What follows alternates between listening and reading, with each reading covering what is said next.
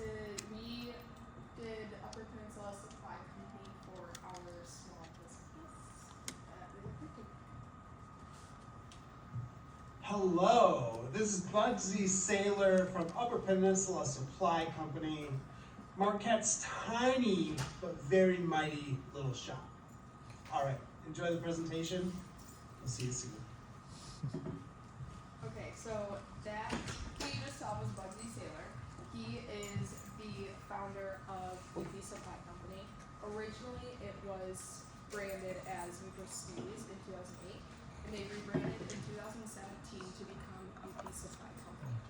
They are known for their items like their iconic 906 sticker and the UP silhouette tee, and their success is because of those two items. And they still have those in stores, so you can go buy them if you want to, and have all their swag. It's fun.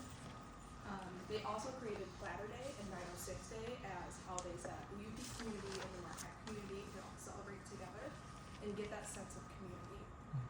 They're also known for their April Fool's Day jokes, such as their Euchre Signals website, which actually took off unexpectedly, which is pretty funny, and their Lake Superior Sharks fictional sports team, and then their pasty scented t-shirts, which are all jokes, but they're fun little quirks about their business. And their mission statement, which is found on their website, is our mission is to foster community by creating unique goods and campaigns that celebrate Upper Peninsula Michigan. So moving on to the environmental analysis, they actually don't have a dumpster at their store or like out back of their store, and since it is a small shop, they do collect less waste, which is why Bugsy is able to collect all of the cardboard himself, and he actually takes it upon himself to bring this to the recycling place. He does this mostly because having a dumpster outside is an extra fee for them, and he just like doesn't really want to do that. Also, they try to reuse products when possible, although this isn't always possible. This is just one small thing that he makes sure to try to do to help with sustainability.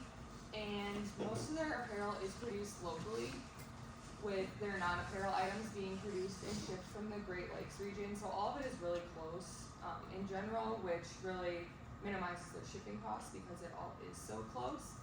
Another thing that Bugsy noted when we kind of talked to him is that he really likes the fact that everyone is moving towards digitalized receipts. Although this seems like a really small little piece in the puzzle, it does add up over time. And then another thing that they do is order in small batches, and this just really helps limit having excess surplus. And then some things that they could improve on in the environmental area is that they currently do use paper bags, which is already pretty good because he's trying to limit plastic use. However, they could implement a bring your own bag policy, which we're going to talk a little bit more about later. Another thing that they could do is partner with Partridge Creek. So currently Bugsy, like I said, takes all the cardboard himself down to the recycling place, but just for $40 to $50, you can do a monthly compost pickup from Partridge Creek. So this would allow him to focus his time on other areas of sustainability that he wants to work on. And then lastly, increase social media presence. Like we kind of talked about, they have a big focus on Platter Day and 906 Day and April Fool's jokes, but on their Instagram especially, it doesn't really highlight that they are a sustainable business. It just kind of talks more about the UP and all the sunrise photos that he takes and stuff like that. Moving on to our social analysis, as you kind of mentioned already in the presentation, community is a really big part of Bugsy's mission with his store. We talked a little bit about Platter Day, but that is such a big community event, and it also takes place on campus. Each year it takes place on the first Friday in October, and it's just a day where people from the UP or who are living in the UP currently can celebrate their pride for all that the UP stands for with some plaid, because it's kind of like a little bit of a joke, but it's also like something that people really appreciate up here. And then the dating website also was a sense of community. Like I said earlier, it was a joke, but it really was something that he worked on, and he thought it was funny, but something he would like to see become popular. He mentions that he doesn't necessarily want it to be like a matchmaking thing, but more of a way to create community events for people that are single in the UP to go and go to a collective event of multiple single people, so people can meet up that way. And he also is a co-founder of the Fresh Coast Film Festival. That's something that happens every year as well in October.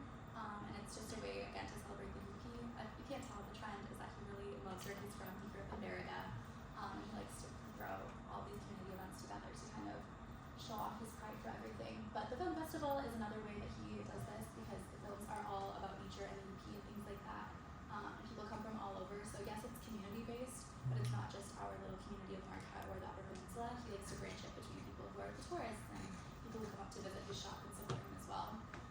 And we mentioned as well the sunrises. Fun fact, today the sun is supposed to rise directly up the center of Ordog, but it's really gloomy and cloudy, so I don't know if he got any good photos of it, which would be so sad because this does only happen twice a year. But this has also created another community within his shop because one of their biggest messages that they put out is to watch more sunrises. And there's a group of people that will go to that every day. And if they aren't the ones watching the sunrises, they actually go to his shop and look at his photos that he displays in the shop. If you haven't been there, it's really cool. It's a huge display of the photos he takes every single morning. And they're in calendar chronological order, so you can go pick up for your birthday or anniversary or things like that. So very, very community focused. So their labor practices, how many of you guys have worked at a small business? Okay, so UP Supply Company follows the standard practices of small business labor in that world and everything like that. They have 3 to 4 employees, which are all Bugsy's friends, but he is the main person that you will see behind the counter. He does have a few people, ex-employees, that will come in and fill in during their busier seasons, like summertime, Blueberry Fest week, Christmas time, Black Friday, all the holidays.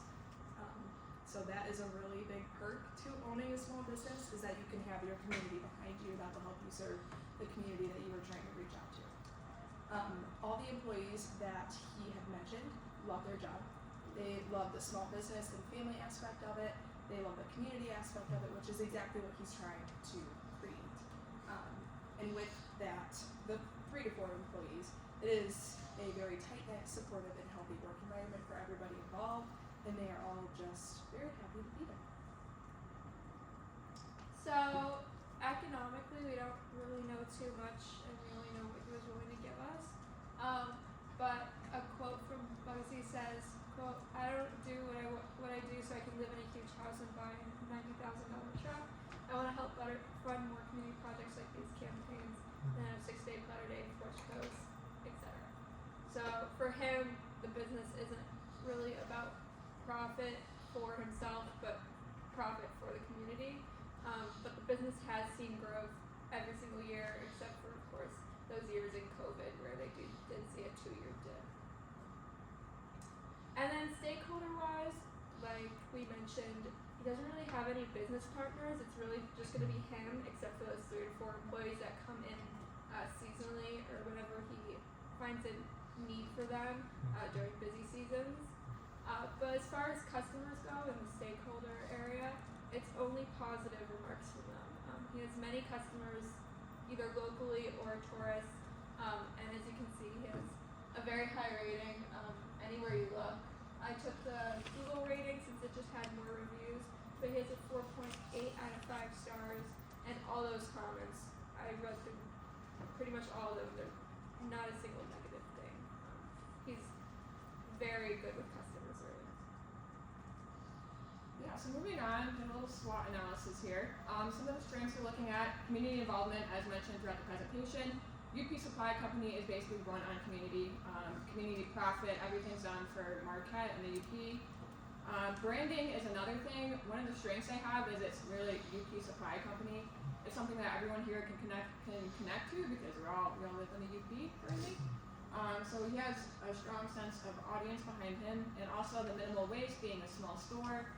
Some of the weaknesses: minimal partners in labor. While this can be a positive thing because he has more control over his business, it becomes more of an issue when he is like the sole person for the whole shop. So he has so many different hats to wear, where when I actually talked to him, he said it's difficult to focus on sustainability because he has so many other things to focus on. It kind of just falls beneath the cracks.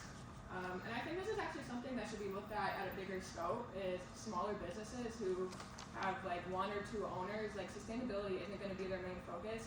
So we kind of got to figure out how more of the community or different organizations can help these local businesses focus more on sustainability because they really can't do it themselves. Some opportunities: who here is a part of a student organization? Okay, almost all of you. Cool. Well, I think student organizations have a big kind of opportunity to work with local businesses. Myself, I run a music group on campus, and like we work with Jim's Music a lot, another local business. So when coming to sustainability, I think an opportunity for UP Supply Company would be working with different student organizations like Eco Reps, that kind of thing, to help promote their shop more and focus more on sustainability. And again, it goes behind that community involvement aspect, connecting more with the university. More opportunity, as mentioned before, goes with their social media, which I'll also show in a couple slides.